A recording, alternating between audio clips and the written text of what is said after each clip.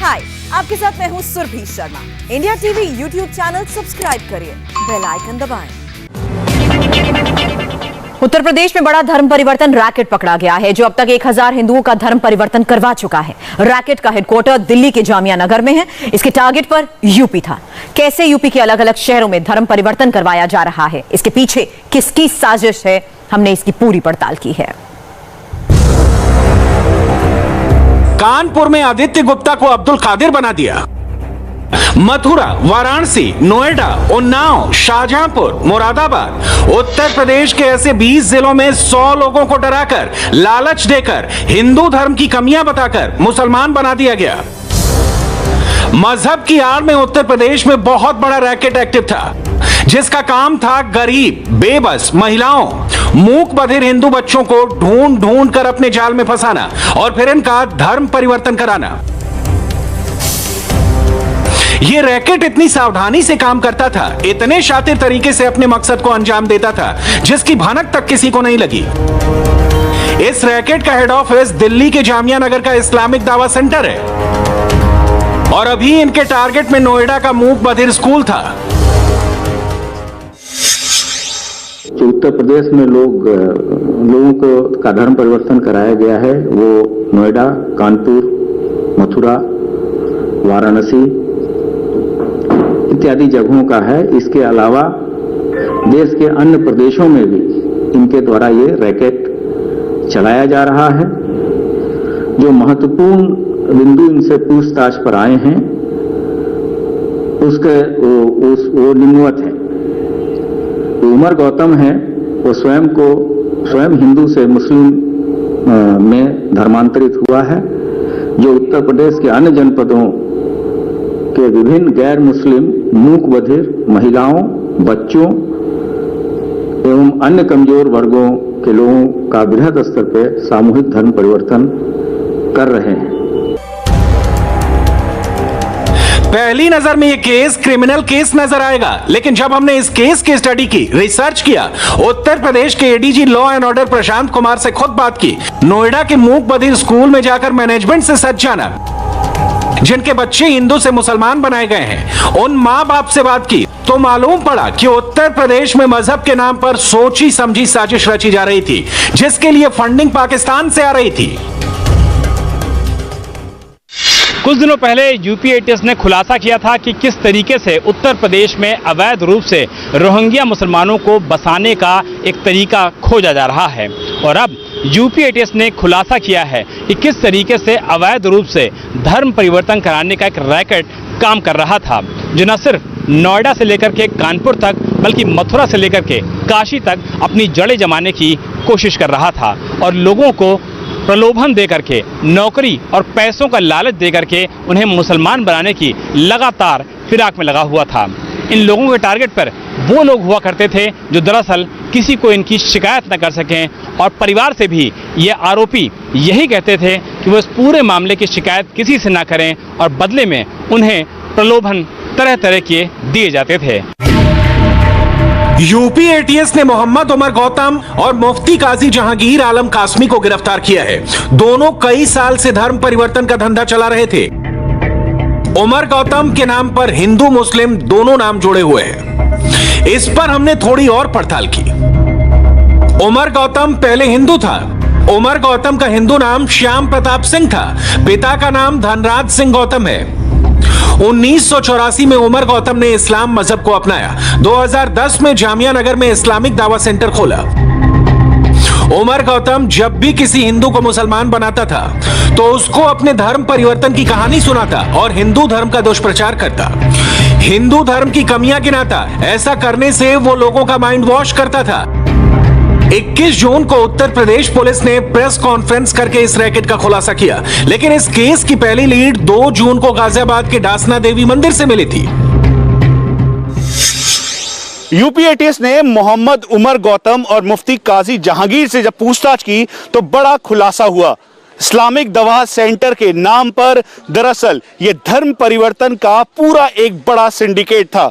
ये दासना का देवी मंदिर है और यति नरसिंहानंद सरस्वती के इसी मंदिर में सबसे पहले 2 जून को संदिग्ध परिस्थितियों में 2 व्यक्ति आए और इन्वेस्टिगेशन का सबसे बड़ा पैमाना यही था और यहीं से इन्वेस्टिगेशन शुरू हुई।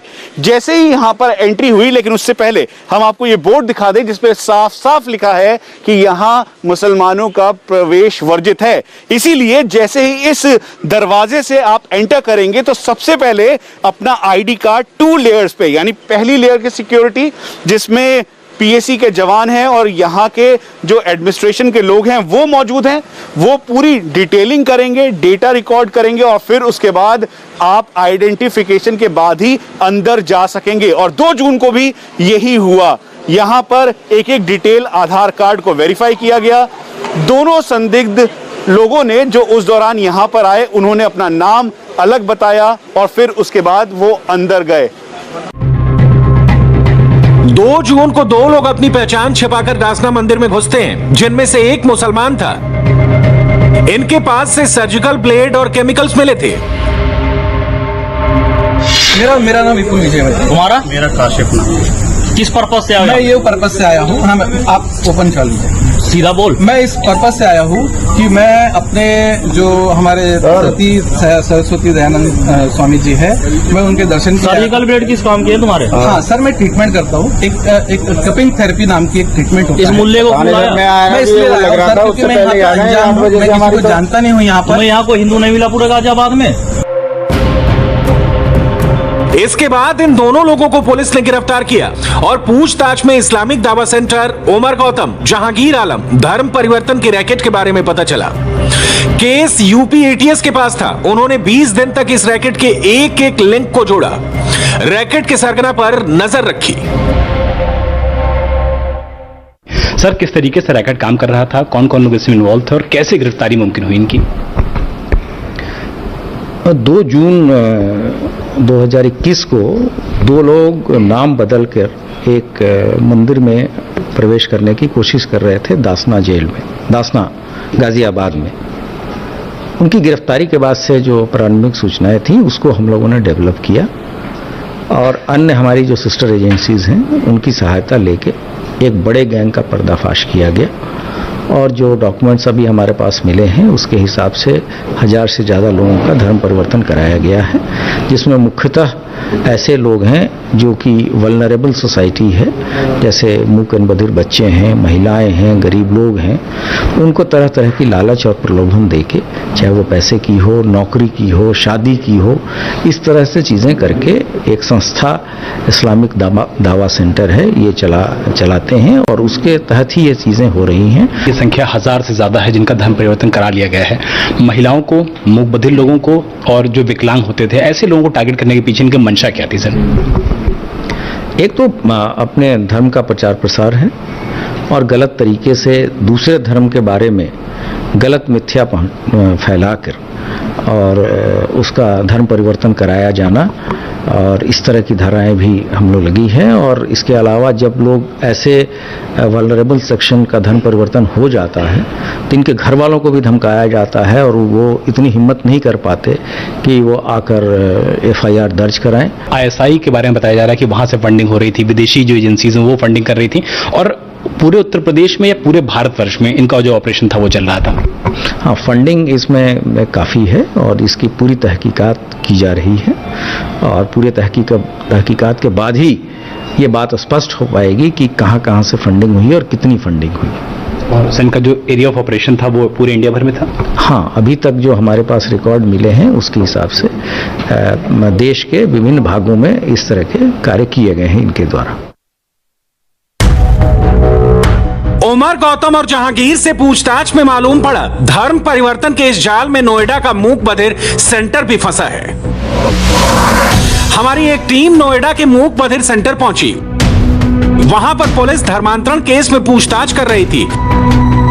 सेंटर मैनेजमेंट से सवाल किए जा रहे थे। सेंटर में पढ़ने वाले छात्र और पढ़ाने वाले स्टाफ की डिटेल ली जा रही थी। यूपी में जो धर्मांतरण का रैकेट का पर्दाफाश हुआ है उसमें 2 बच्चे नोएडा डेफ सोसाइटी में पढ़ते हैं। इस वक्त हम नोएडा के सेक्टर 117 में NDS यानी नोएडा डेफ सोसाइटी के बाहर हैं। ये वो बिल्डिंग है जहां मूक बधिर बच्चों को करियर काउंसलिंग और उसकी प्लेसमेंट, करियर ओरिएंटेड कोर्सेज करवाए जाते हैं ताकि वो जीवन में कुछ बड़ा कर सकें। अब जांच में सामने आया कि एक बच्चा जो कानपुर से था और एक बच्चा जो गुड़गांव से था, दो बच्चों का धर्म परिवर्तन हुआ और दोनों बच्चे इसी एकेडमी में पढ़ते थे। एकेडमी या कहें कि नोएडा डेफ सोसाइटी की तरफ से कहना है कि यहां सिर्फ प्लेसमेंट ट्रेनिंग होती है। जो ट्रेनिंग देने के लिए आता है उनका बाकायदा पढ़ाई लिखाई का बैकग्राउंड है और उसकी स्क्रूटनी भी होती है, क्योंकि CSR के तहत बहुत सी कंपनियां यहां डोनेशन भी देती हैं। लेकिन यह जरूर है कि चूंकि यहां ऐसे बच्चे आते थे जो वनरेबल सोसाइटी से हैं, यानी जिनके ऊपर दबाव बनाया जा सकता है, जिनको मैनिपुलेट किया जा सकता है, जो एक विकलांगता के शिकार हैं, उनको निशाना बनाया जाता था और उसके लिए NDS यानी नोएडा डेफ सोसाइटी को टारगेट किया जाता था। कानपुर से नोएडा पढ़ने आए आदित्य गुप्ता को अब्दुल कादिर बना दिया, गुड़गांव के मुन्नू यादव को अब्दुल मन्नान बना दिया। हाय, आई एम सुरभि शर्मा। खबरों से अपडेट रहने के लिए India TV YouTube channel subscribe करिए, साथ में बेल आइकन जरूर दबाएं। जुड़े रहें इंडिया टीवी के साथ।